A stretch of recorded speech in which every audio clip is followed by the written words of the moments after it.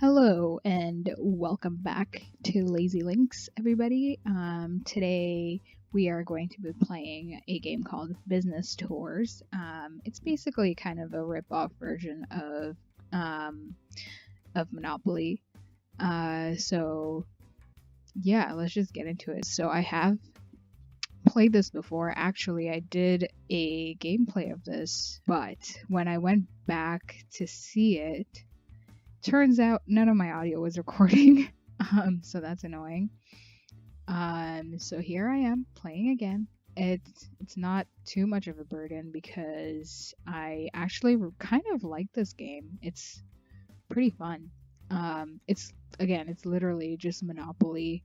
Actually, this is probably a good thing. I don't know if you can exactly call it a good thing. It might be a bit of a stretch, but that my recording didn't work, because now I can do it again, and now I can do it post Game of Thrones finale. So sad. It's over. We're not gonna get another one until at least a year and a half later, which is terrible. But yeah, the Game of Thrones finale was ridiculous. Okay, so if anyone who hasn't watched it, which I mean, seriously, like, why I mean, the finale, if you don't watch Game of Thrones in general, that's fine, like, doesn't matter. But if you do watch Game of Thrones and you didn't watch the finale, what is wrong with you? But obviously major spoilers, so don't keep listening if you don't want to. I don't know what is wrong with me today. As soon as I start talking, my throat just gives out. But yeah, that finale was crazy. They finally, spoilers, revealed that Jon is a Targaryen. Oh my god, yes. Thank you for that. Thank you for finally, admitting it. Well, they admitted it a long time ago, but it's just nice to know that it's canon for sure now in the show.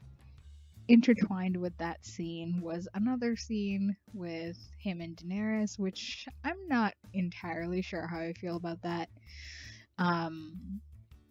Because technically now we know for sure now that Daenerys is his aunt or whatever. So that was a bit strange for me. A lot of people are rooting for them to be together, which I find really strange because of the whole like thing with Cersei and Jaime. Like, if you're gonna give a lot of like judgment and heat towards Cersei and Jaime, then you can't be rooting for Jon and Dany to be together, which is like a lot of weird hypocrisy. But I don't know why we got all political all of a sudden, and then let's see what else happened. Oh yeah, we finally got to see Cersei, Jon, and Dany all in the same place, which is ridiculous. That was pretty awesome to see.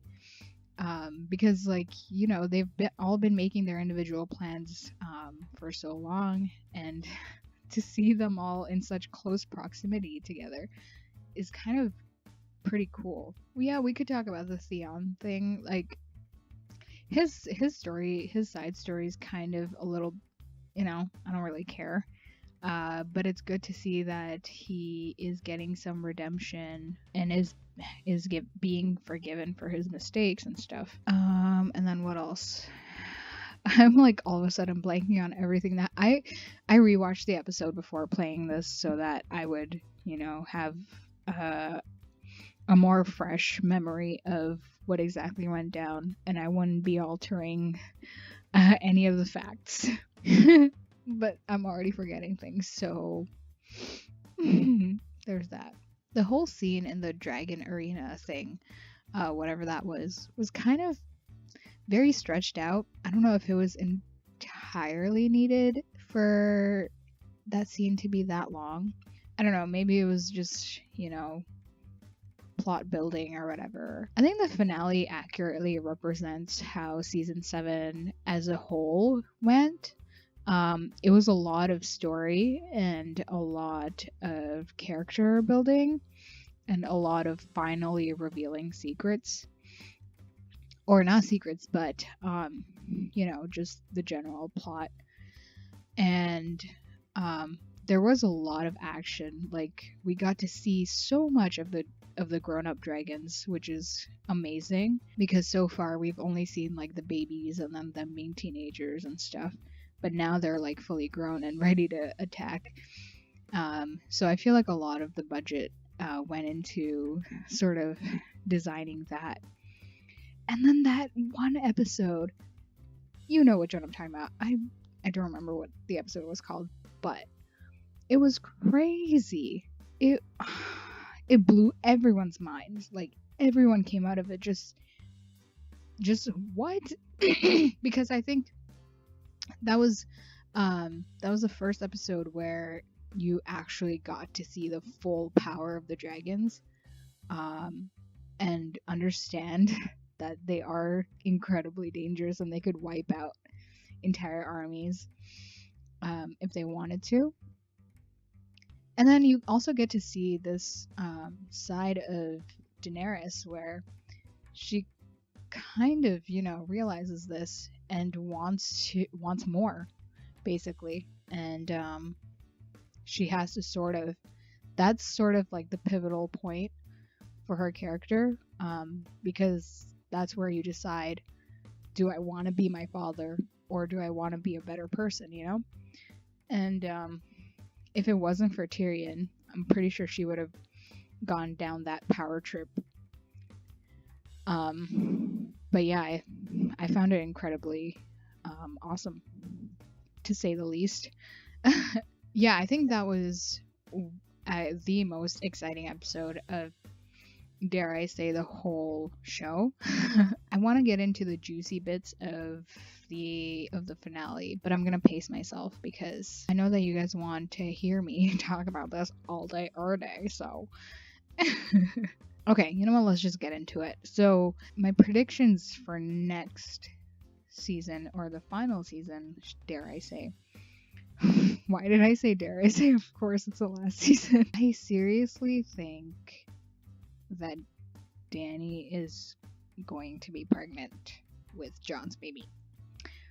I mean, right? It makes sense because, first of all, they had that conversation about her not being able to carry children, and then Jon says that, it's entirely possible for her to, so sort of already foreshadowing that idea of her being pregnant. And then immediately afterwards, it seems possible. But the problem with that is, how would she honestly, she could still conquer the entire world while being pregnant. I don't doubt it. So basically there might be a high chance of 2 incest babies next season.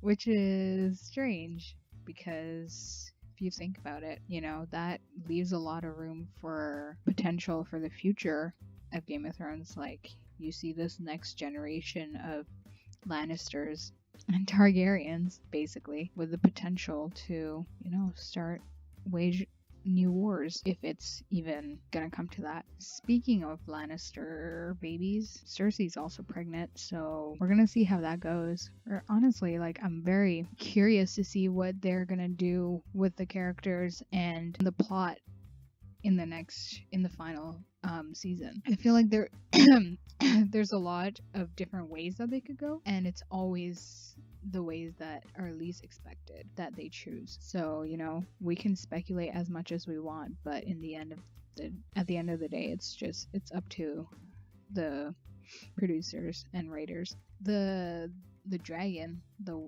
white dragon, I guess we can call it. Not entirely sure if that's the accurate name for them, but yeah, the white dragon. That's crazy. That scene was ridiculous. Oh my god. Why? You know what? There's like no way to even think about it. Like, how did the writers even come up with that idea? So I'm pretty sure a lot of people have the same questions about this, and I know I did for sure when I first saw the white dragon. I wondered if it was spitting ice or if it was just blue fire. I did a bit of research, I guess, and it turns out that it's actually just blue fire. It's not ice. Ice dragons in the realm of Game of Thrones books are completely different from regular dragons. Sorry about my voice and throat. I'm coming down from a very long cold that I actually got in Colorado from being in the Rocky Mountains during research. Yeah, that's a whole another story that I need to tell you guys about. I actually did tell you guys about it in the last recording I did, but it didn't record any of the sound, so you'll never get to hear it. I'm kidding, you will.